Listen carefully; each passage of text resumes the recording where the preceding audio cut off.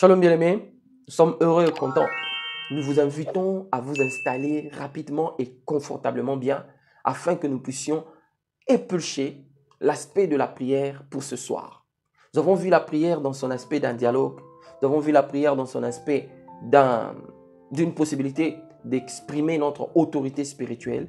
Voyons la prière maintenant dans son aspect de l'adoration. C'est quoi l'adoration? C'est quoi, si vous voulez, la prière d'adoration? Vous savez, bien-aimés, Dieu nous rencontre dans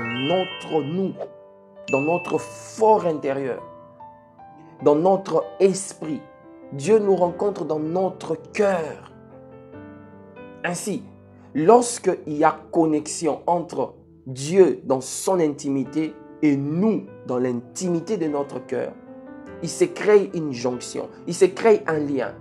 Le frottement de ces deux dimensions d'intimité produit ce que l'on appelle l'adoration. Ainsi donc, l'adoration, c'est un moyen de communication. C'est un langage spécial. C'est une sorte de câble qui assure une connexion spéciale. C'est cela l'adoration.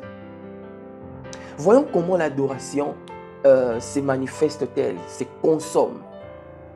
Bien aimé, elle se consomme à plusieurs niveaux. Le premier niveau, qui est le niveau basique, l'adoration se consomme en nous introduisant en un style de vie.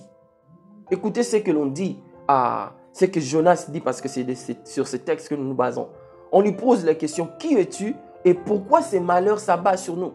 Jonas répond en disant, je suis hébreu et je suis un adorateur de ce grand Dieu qui a créé le ciel et la terre. Waouh! Jonas, par son dire, il nous permet de comprendre que l'adoration est un style de vie. Parce que si vous analysez les textes, vous vous rendrez compte qu'il n'était pas dans un contexte d'un lieu de culte, il n'était pas dans un moment de culte, mais il parle de quelque chose qui fait le culte. Parce que sans adoration, il n'y a pas de culte. Vous savez bien aimé, la religion a détruit beaucoup d'entre nous. On sait que la religion nous a fait croire que adorer Dieu, c'est une affaire de chant à un moment donné, à un endroit donné, entre quatre murs. Cela a amené les gens à croire que quand tu n'es pas à l'église, tu n'es pas dans un culte, tu n'es pas dans un moment d'adoration, donc tu peux faire tout ce que tu veux, tu peux vivre comme tout le monde. Non, c'est là où Jonas établit les choses. Il dit, je suis un adorateur. Il dit, dans ma vie, je vis en interconnexion intime avec le Dieu qui a créé le ciel et la terre. Très profond. L'adoration, dans sa nature basique, elle nous plonge dans un style de vie. Voyons maintenant comment l'adoration s'articule-t-elle. La première façon dont l'adoration s'articule, c'est lorsque l'homme reconnaît la grandeur de Dieu. Il n'y a pas d'acte d'adoration plus grand que de reconnaître qui est Dieu. Le psalmiste dans le psaume 95, il crie, il dit, car l'Éternel est un grand Dieu.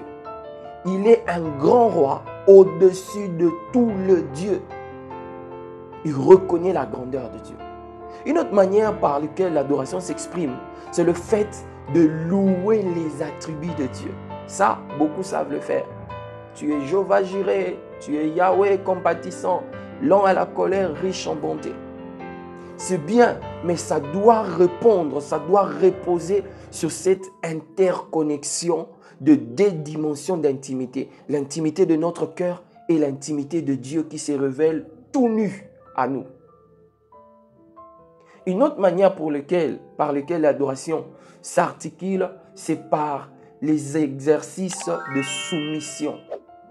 L'exercice de s'humilier, pardon. Le fait pour l'homme de reconnaître sa dépendance, son besoin de Dieu, c'est un acte pur d'adoration.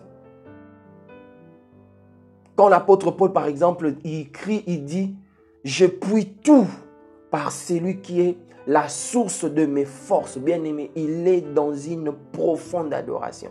Sans musique, sans forcément être dans un lieu de culte. Donc, la troisième manière dont l'adoration s'articule, c'est lorsque nous nous humilions devant Dieu. Nous nous soumettons à Dieu.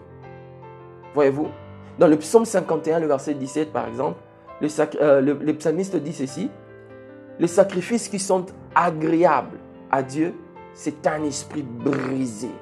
Ô Dieu, tu ne dédaignes pas un cœur brisé et contrit.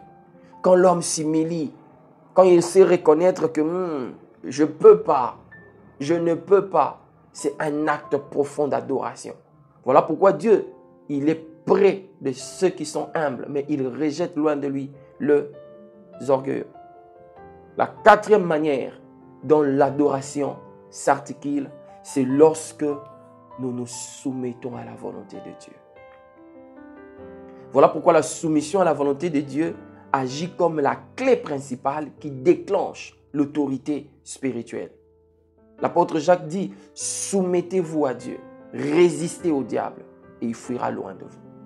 Bien-aimés, l'exemple le plus grand en matière de soumission à la volonté de Dieu, c'est l'exemple de Christ qui nous a sauvés. Ainsi, lorsque Christ disait à son Père au jardin de Gethsémane, non pas ma volonté, mais ta volonté, il était en train d'adorer Dieu. Et la mort de Christ en son entièreté, ce n'est qu'un acte de pure adoration. Voilà pourquoi Dieu qui aime l'adoration, il a donné à Christ, il a accordé à Christ la totalité de sa demande sur la croix. Quand Christ disait: Père, pardonne-leur. Quand il disait: Père, fils, voici ton fils, ta mère, mère, voici ton fils. Les 7 paroles de Christ à la croix. Quand il disait à ces brigands, malgré sa vie de brigand: ce soir tu seras avec moi au paradis. Dieu a accédé à l'ensemble de la demande de Christ. Pourquoi? Parce que Christ, par sa mort, qui était la soumission, qui consistait en sa soumission à la volonté parfaite de Dieu, Dieu avait accordé. Bien-aimé, la prière d'adoration, c'est une clé puissante. C'est un style de vie. Elle s'articule de plusieurs manières, mais je me suis limité à 4. La soumission à la volonté de Dieu, l'humilité comme manière de vivre, la louange des attributs de Dieu, la reconnaissance de la grandeur de Dieu. Que l'esprit d'adoration souffle au travers de ces vidéos et qu'il vous emballe, qu'il vous emporte, qu'il vous amène dans les profondeurs de cette vie qui se déclenche lorsque l'on se soumet, lorsque l'on se met à adorer le Seigneur. C'était notre FESPA Christ de cet instant. Que le Seigneur vous bénisse et que par le Saint-Esprit, vous puissiez adorer. Shalom chez vous.